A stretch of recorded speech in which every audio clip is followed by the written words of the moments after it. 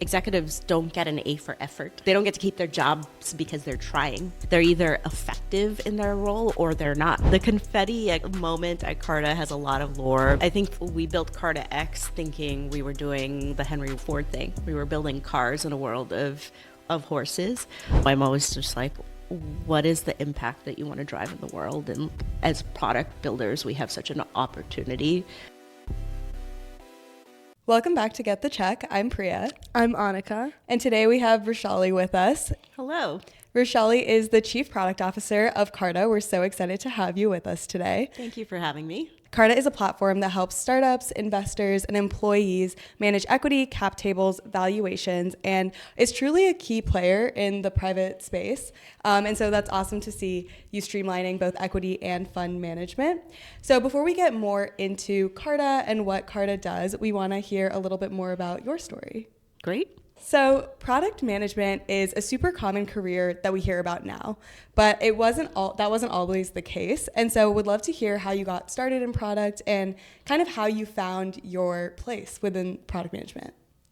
Great question. I wish I knew that product was an option for me in college. It would have been my dream job. I just didn't know about it. So I did what a lot of college students do who don't know what they want to do after they graduate. I went into consulting. So, yeah. I considered it as well before pivoting to product. It's the classic, like, you're pretty smart, but you have no idea what to do with your life. So, and actually, I don't know how you felt about it, but I felt like it was a very formative experience. It taught me so much about client service and having empathy for your clients. And I was lucky enough that at the firm that I worked at, this company started their first product team. I became an associate product manager, but I was one of the first PMs ever at the company. You were probably one of the first APMs. I feel like those types of programs didn't exist back then. 100%. I think Google had it was like the early innings of their APM program. I was probably one of the first APMs back then. One of the things that the company did was we had our own version of 20% time. So there were actually only two types of roles at the company. You were either an engineer or you were a business consultant, and then all other roles were filled by 20% time.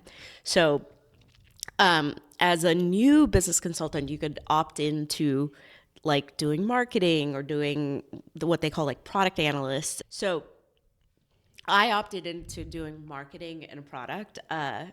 And I got fired from the marketing role. Did you actually? Yeah, I did. They were like, yeah, you're not very good at this. But the product team or like the engineering team loved having me involved. And I learned how to write requirements. And it was great too, because I was connecting my experience working with clients directly and being a power user of the software to inform the like product work that I was doing. So that was a great like virtuous cycle. And so when I got the opportunity to do this full time, it was like such an obvious yes for me.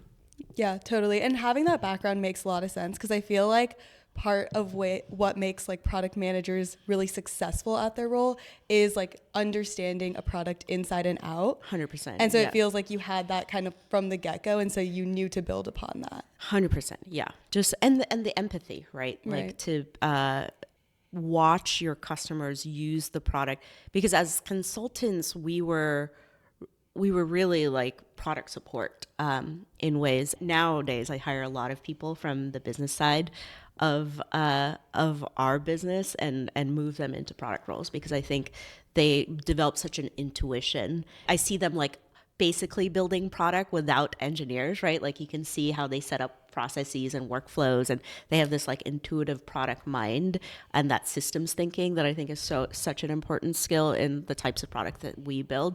I think some of the best product managers at Carta today have been internal transfers into product. Yeah, I've heard you say that before, and I think that's actually kind of rare, because I know as I was leaving consulting, like product was an option, but it wasn't typically what people like from my consulting class did after.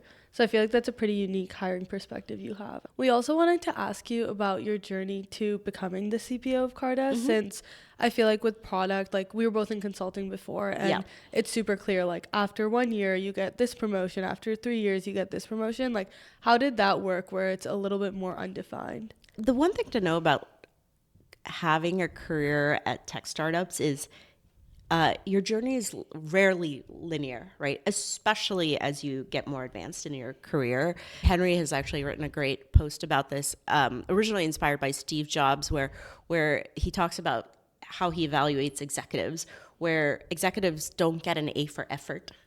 They don't get to keep their jobs because they're trying.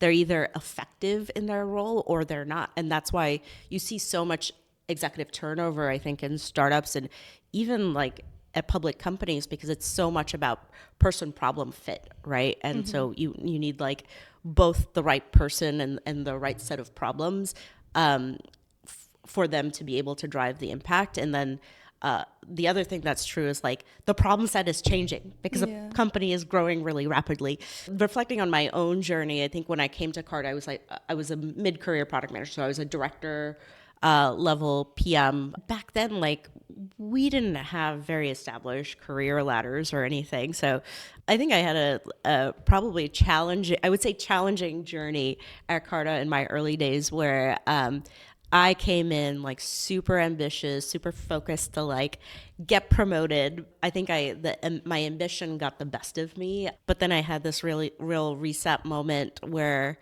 I was ready to leave Carta. So I was interviewing, I had an offer in hand, and Oh my gosh. yeah. So I was getting ready to leave. So I just like stopped caring about getting promoted.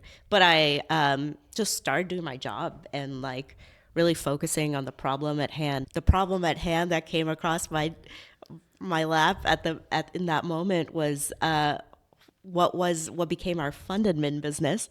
And I fell in love with the problem. It was like a matter of 8 weeks. In a matter of 8 weeks, I was like, oh my God, there is something really special here. And there's something really special we can do through software in this business. And so I turned down my Facebook offer, and that became my obsession and my passion. And then everything, like all the other stuff, like promos and stuff, like sort of like took care of. It like falls into place. Yeah. Once you really care about what you're working on. And honestly, I like cared less about what my title was. The reward for being able to like drive impact, it's like you just know that you are, and that's, I think, more motivation than like some career ladder. And ultimately, the fact that I was able to grow this business from nothing to, I think it was like an $80 million business around the time that Henry offered me the CPO role. He wouldn't have given me that opportunity had I not been able to accomplish that, right. In my time at Carta. And that's what really matters. Now I'm always just like, what is the impact that you want to drive in the world? And as product builders, we have such an opportunity to do that. And that's what we should focus on. Yeah, that's really interesting. Like when you're less motivated by the work, you start thinking more about like promotions and title because you're searching for meaning and other things because you're not finding it in like your day to day. Totally. Yeah. And Anika and I have talked about this as well because both of us were at like larger companies. I was at Microsoft, she was at Bain, and both of us left to join startups. Yeah. And I feel like both of us have seen our roles shift so much, and just like the level of ownership you have 100%. Over something makes you so much more motivated because it really just falls back on you. And you know, like if as a product person you're not falling in love with the problems that you're working on, you're not working on the right problems, right? So I think that's like really important to work on something that you care about. And by the way, you should measure your growth in terms of how you're learning, not any other external factors. That's the most important thing, especially in early career, but even now as a CPO, right? Like I feel like I'm learning so much. Like the shoes of the CPO are like this big and my feet are like this big right now. And so every day I get to show up to work and look forward to just like learning. Yeah, that's awesome. I want to back up a bit and eventually get to fund administration, but start with like how Carta started, because I listened to a talk you did where you said like no one in the Valley wanted to fund Carta Series A and they thought it was too small of a problem. And basically the original product was just taking these equity grants you get and they would get like delivered in the mail to you. And I feel like for us, That's crazy. Like, unimaginable. And just making it electronic, like literally that wave where like things started to become digitized. Yeah. So I'd love to hear from you, like why no one was willing to, why did no one see like the vision you guys saw? Because in hindsight, like when I think about it, I'm like, obviously like there's parallel things or adjacent things to digitizing equity beyond just that one product. So cap table management was the first business. At the time, if you looked at the cap table management market, like especially, we weren't the first cap table management software either, right? But if you looked at the size of those companies, it was quite small because they were selling into law firms. So one, you had to believe that cap tables could be a bigger business than it was back then in 2012. And then two, you had to believe that cap tables gave us the right to do all of this other stuff that we ended up doing in the industry. And the original dream, of course, for Henry and the team at the time was building the NASDAQ of private markets. I think that one of the things that Carta did that was groundbreaking at the time, instead of charging the law firms, we charged the companies. We moved the sort of like center of gravity from law firm to company. And that was really, really unlocking because a law firm might pay like some platform fee, but then they get all of their clients on. So like a $60 million Cooley contract is worth $30 million. I think that's like one of the quotes that Henry draws on all the time, which I think is so powerful. So, and so it's like, what is the believability of that pitch? And Silicon Valley did not buy in at the time, and then we found our investors in the East Coast, and I think that makes a lot of sense because ultimately you had to understand the like complexity and nuances of the private markets. So you just talked about building the NASDAQ of private markets, and that was something that you guys ultimately went on to do with Carta X. I know that was something that was recently shut down, so wanted to get into that a little bit more, and at what point you made that decision that it was time to shut it down. I thought a lot about this, like why didn't Carta X work? We tried so many versions of the NASDAQ of private markets. We launched an auctions product. We did bilateral trades. We did like controlled tenders. The only version of the product that really worked, and the one that has always worked, was our tender offer product. It was our oldest liquidity product.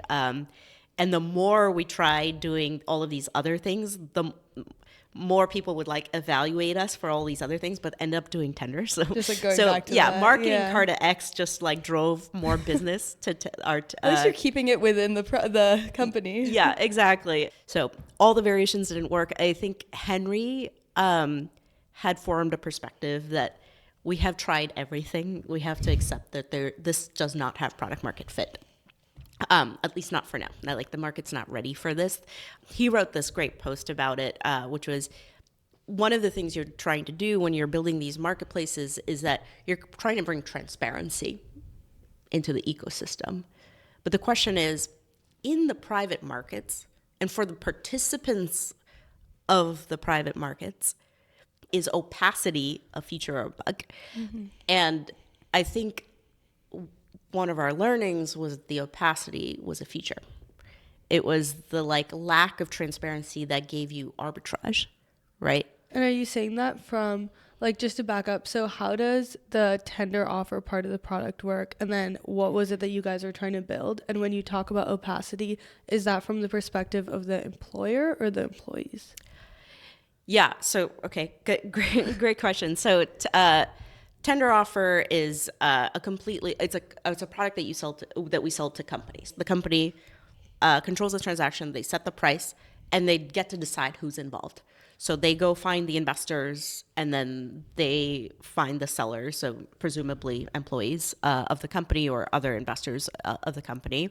But the company gets full control over all of it.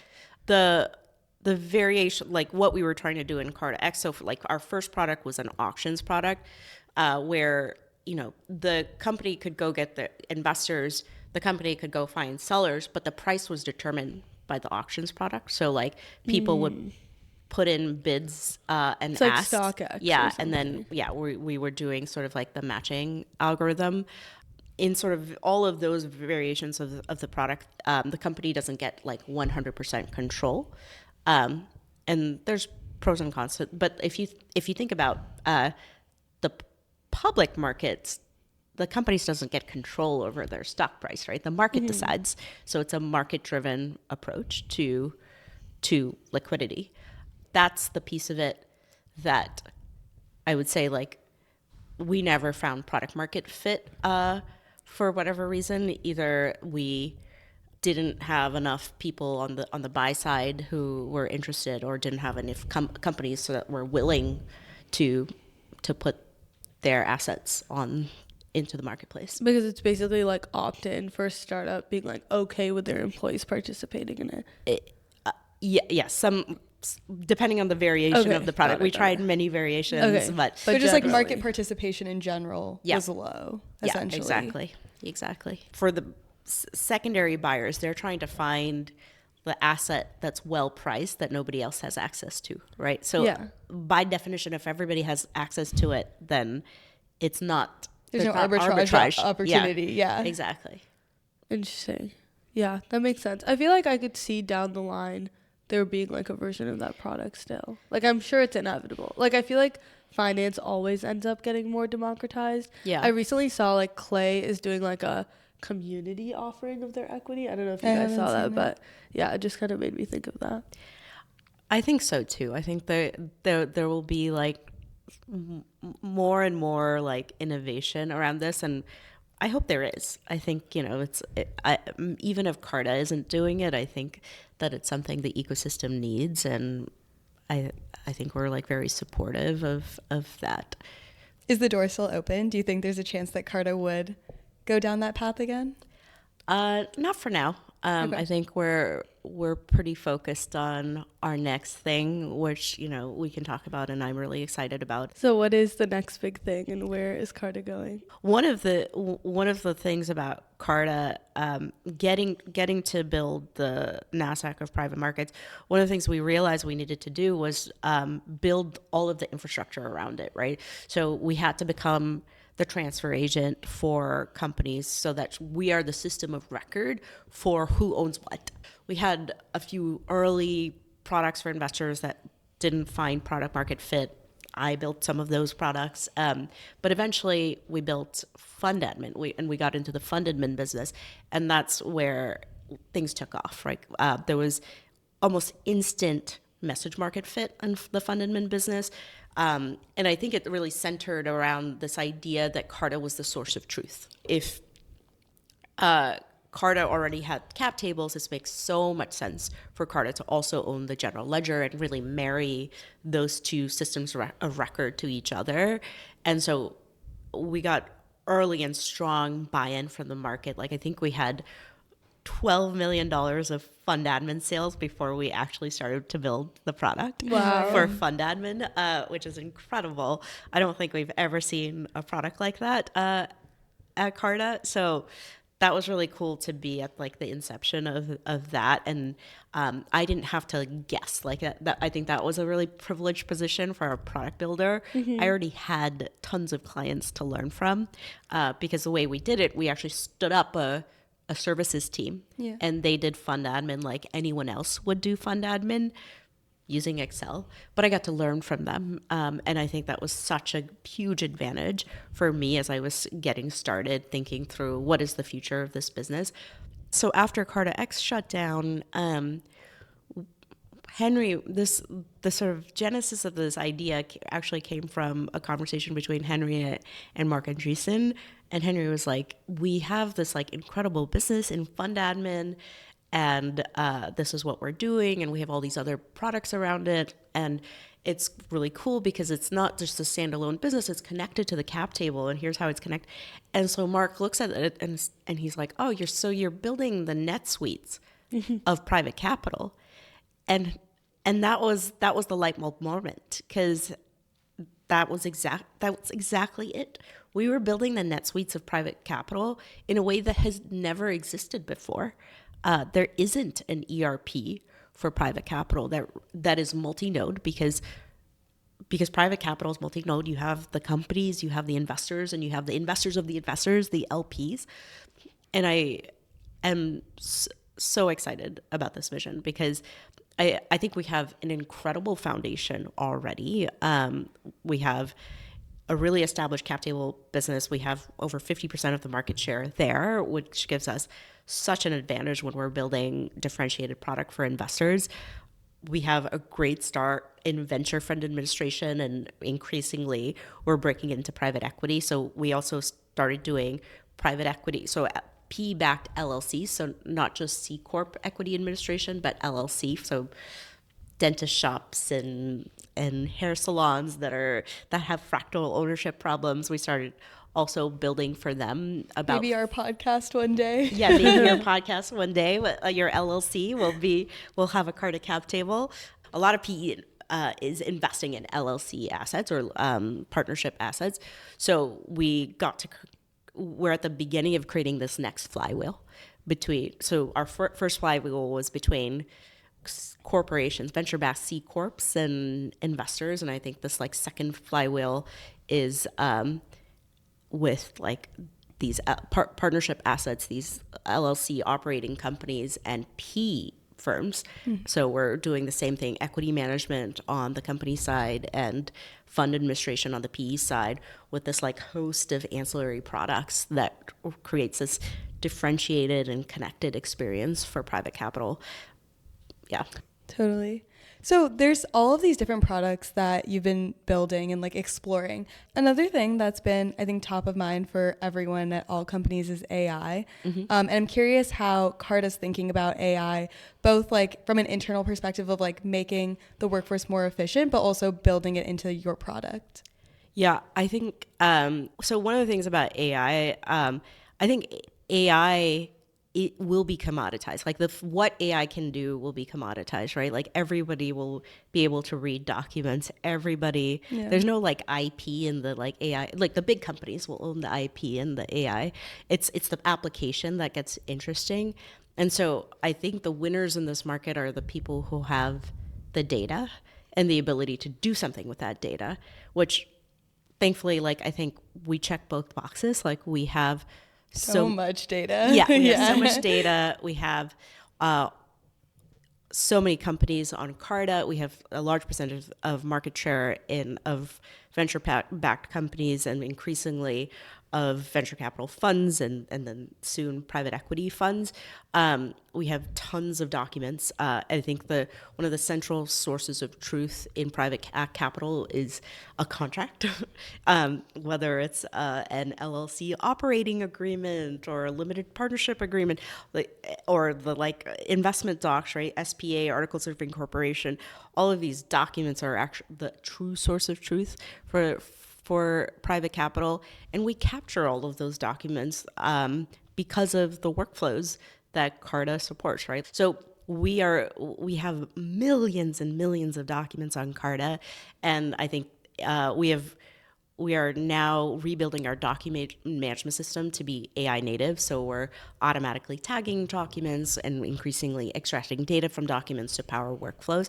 But that's the other part of the equation. We also own all of the workflows. So we can acquire documents, so we can extract the data, and we can put the data into work in the workflows that we're building. So really excited about that piece, and that's foundational. I think it's not super differentiated. I think a lot of companies are doing that. We just have the data. The second part about this is, Benioff has been talking a lot about agentic workflows, and then everybody's talking about agentic workflows, right? So but I think that this is really exciting. I think our CTO, Will Larson, has been doing a lot of thinking around this.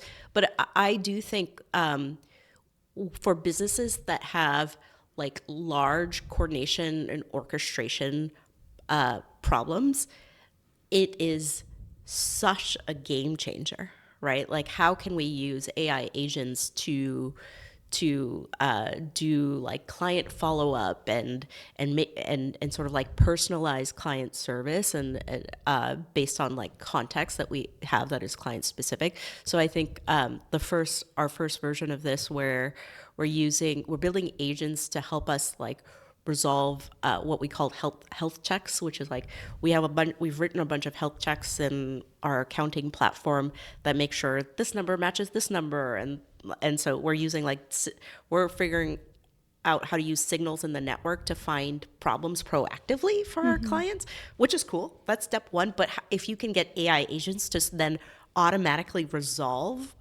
the discrepancies, that's really powerful. So that's step one. But I'm like really excited about, okay, like then what? What else can we do? And I think the future of agents is really bright in the world and in Carta. And while we're on the topic of AI, looking at the rest of the equity management industry, and like it seems like you guys are like a clear leader, and I'm just curious, like if there's like, do you see there being like more competition down the line, or do you think that like there's something about your guys' technical moat that means that there won't be that many competitors long term? I mean, I think there's been a ton of copycat companies, but you know, I try not to worry about competition. I try to just like focus on the customer problem at hand. And then when you think about I know you guys talk about like the right to win and like winning the right to win in new areas. So would you say that right now where you're like winning the right to win is more like venturing from like venture where this like product started to like more like PE or like other types of customers, as opposed to winning the right for a whole nother product? Yeah, I think our right to win right now is in private equity, taking the foundation of what we built in venture capital and extending it to scale for the complexity of private equity. I also think the value that we can create in private equity is actually greater than in venture capital because of the complexity. So the connected nature of the platform. One of like the design principles I have for the product managers and the designers is never enter data twice. So one of the problems in our space is when a thing happens in the accounting world, you have to like go to like so many different systems to update, to record that the thing happened. You have to like update the LP's version of the dashboard and the GP's version of the dashboard and like your internal Excel spreadsheet, and like there's a lot of like multiple entry of data. But as we're bringing these sources of truth into the ERP with shared foundational data models, the idea that you can like do a thing, but you only have to do it once, it's pretty cool for venture capital. Absolutely effing game changer for private equity. It's unheard of. Like private equity just accepted that they're going to live in this world of hurt, which, you know, I'm so excited to like bring them into the modern era. How do you think about like tone? Like I know we talked about on our intro call even like Carta's confetti moment that has become like so universal to the point that I feel like people associate confetti with Carta. And so I'm just curious about like how you guys create moments of delight with customers and how that differs like product to product as well. That's funny. It used to be my like party introduction. Like I work at Carta. You might know us for the company with the confetti emails. So I love saying that. The confetti moment at Carta has a lot of lore behind it too. I think it first came about because Henry was like in a product review and we were like, yeah, and then you click a button and accept the security, and he's like, and that's it? Like This is a big deal. This is a big deal. We created an owner, right? Like that's You're the getting mission. rich. Yeah, this is the mission of the company: create more owners. Like we should celebrate this moment. So I think one of the designers maybe, found this like like open source, like confetti GIF thing that we put into the product.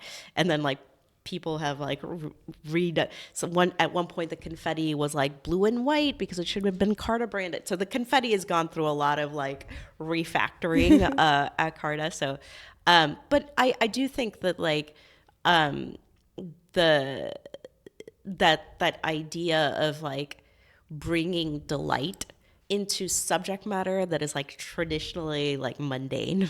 Like whoever thought like cap tables was a sexy product? By definition, cap tables is not a sexy product, but somehow I think Carta made it sexy. Like now you're like, oh, it's like the confetti company. And then we have all of these other companies who are now trying to be cap table management companies. I'm like, but why? Like it is one of the unsexiest problems in the world. But that's, I think, a big part of our brand. We fall in love with unsexy problems, and then we just try to put a little bit of sparkle into the user experience so that we're making it delightful. Yeah, I feel like B2B brands in general have become so much more willing to do like moments of delight, or like, I don't know, toe the line a little bit more. Or even like, I feel like so many companies have copied the confetti. Like whenever I get my Rippling payday emails, the Rippling payday. They have like the same confetti now. So it's very cool that it kind of sparked this They have trend. like a new dancing animal. Every 2 weeks, there's like something new that I'm seeing. But it is kind of exciting. Like every 2 weeks, I know I'm gonna get paid, but when I get the Rippling email, I'm like happy anyways. I'm like, oh. That's awesome. Yeah. That's awesome. So we're doing a new segment on our podcast. We're gonna do some rapid fire hot seat questions with you. So to start it off, we wanted to ask, is there a PM stereotype that you either agree with or that you want to debunk? I think one, the PM told me to ship it. Like the product wasn't good enough, but the PM told me like blame the PM. And I think this PM stereotype I'd like to debunk is that PMs don't care about quality. I think we deeply care about quality. Well, if you're a PM, like take ownership of quality and sort of like the polishing touches of your product. I think, depending on the stage of the product, like speed is a really important thing. But like the final touches matter too. So I do think PMs care, and I think that Yeah, totally. And then we also wanted to ask you, being part of the overall like fintech industry, is there a trend you're either excited about or you think is overhyped?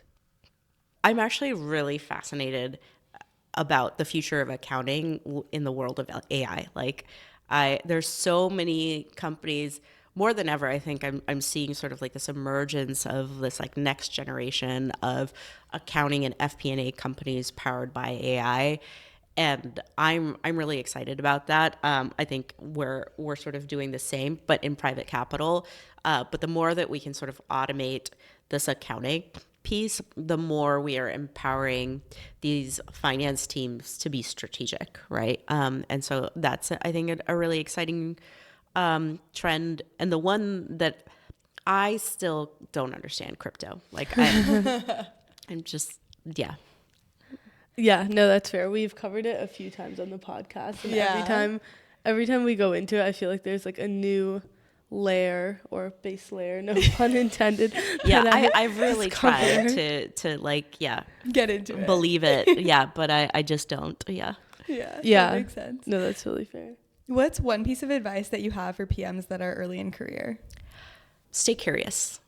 I think don't worry about titles and promos and all of that. Just get really curious, learn, go deep, and solve problems. Focus on solving problems, and everything else will come. Yeah, no, that totally makes sense. Sorry, I didn't mean to cut you off there, but I wanted to ask, since you're like one of the CPOs that is very down to hire people that weren't previously PMs, but were in adjacent fields, what's your advice to people looking to pivot into PM? Because I feel like there are a lot of people in like ops or sales that want to pivot into product. I think that like, one, like, let people know that you're interested, but I don't think like you should let not having the title of product manager stop you. there's this great video. We have like everyone at Carta watch it. Jeff Lawson did this talk called Software People. Highly recommend. It's in it. He talks about like how software people view the world versus how like not software people view the world. But I think the real like takeaway there is like you don't have to be on in engineering, product, or design to think like a software person.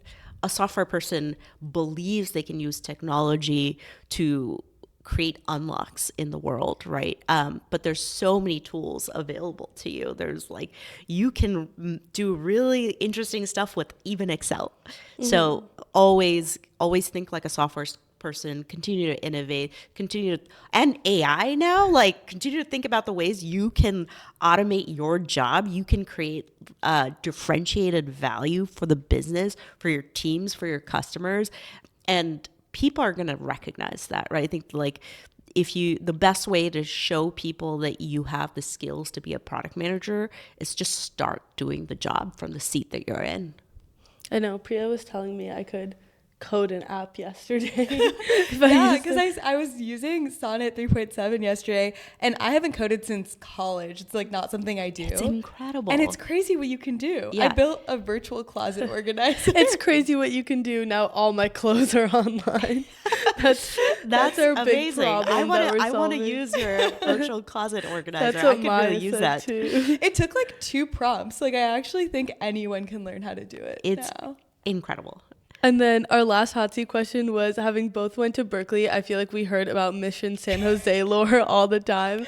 So we wanted to ask what it was like going to school there and growing up in the Bay and then having stayed here for so long. Well, let me start with being in the Bay, especially in San Francisco. I think one of the incredible things about growing up here is that you are living in the future, right? And I feel like it's such a privilege. This will never get old. Like every time I see a Waymo, I'm just like, I was talking to my husband. I'm like, did you ever grow up thinking you would see autonomous cars in your lifetime? And he's like, I don't know if I ever thought about it, but I think it's just so incredible, like the amount of innovation that we're surrounded by, and like we're at the like forefront of AI and like even crypto that I don't understand, but like so being at the sort of like being at the bleeding edge of technology and what the future holds for us, I think is just so inspiring. And so similarly, I grew up in the Bay Area. Both of my parents were engineers, so just like that experience was formative. And we were here in the 90s. Through the .com boom and bust, right? Like, so I lived through that. So I'm sort of used to there being like these cycles of like ups and downs. But in the end, like technology will always move the world forward. And like, that's been such a foundational part of my core beliefs and why I love what I do so much. I love where I am and what I do. So obviously like, the Silicon Valley growing up has been a formative experience, and then Mission San Jose.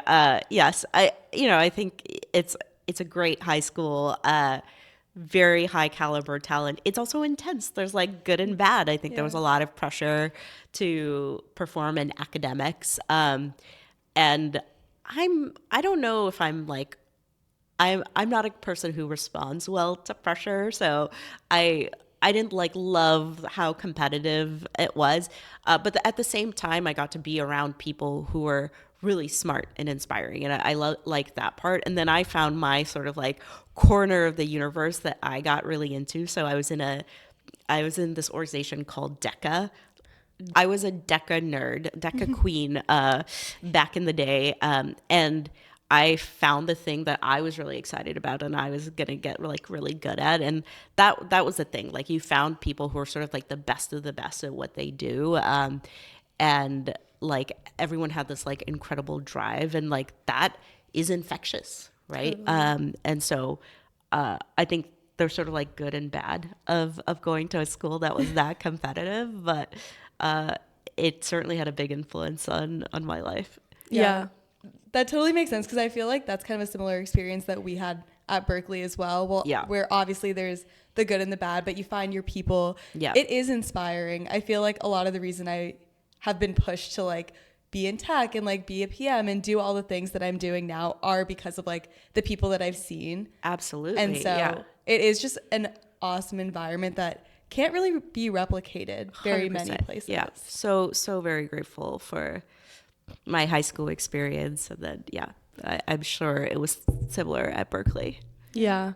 Yeah, speaking of autonomous vehicles and like growing up in the Bay, my first interaction with Maya, who grew up in the Bay, but like I'm from Minnesota, so like autonomous vehicles to me, I was like, whoa. It was like back when people used to take cruises, and I think it was our first or second time that me and Maya met, and she was like, oh, I'll just like cruise you home for free. I was on the wait list so early that they don't even charge me. Wow. And for this extended period of time, like until she got banned, Maya literally didn't get charged for any of her cruise rides, and she was just like Ubering people around. So that's yeah, awesome. it's always, I'm always curious like what the next like cool technology will be, or like when people from out of town come and you like put them in a Waymo, they're like so taken aback, and you kind of forget that it's not like universal. It's not yet. normal. Yeah. No, it's really cool.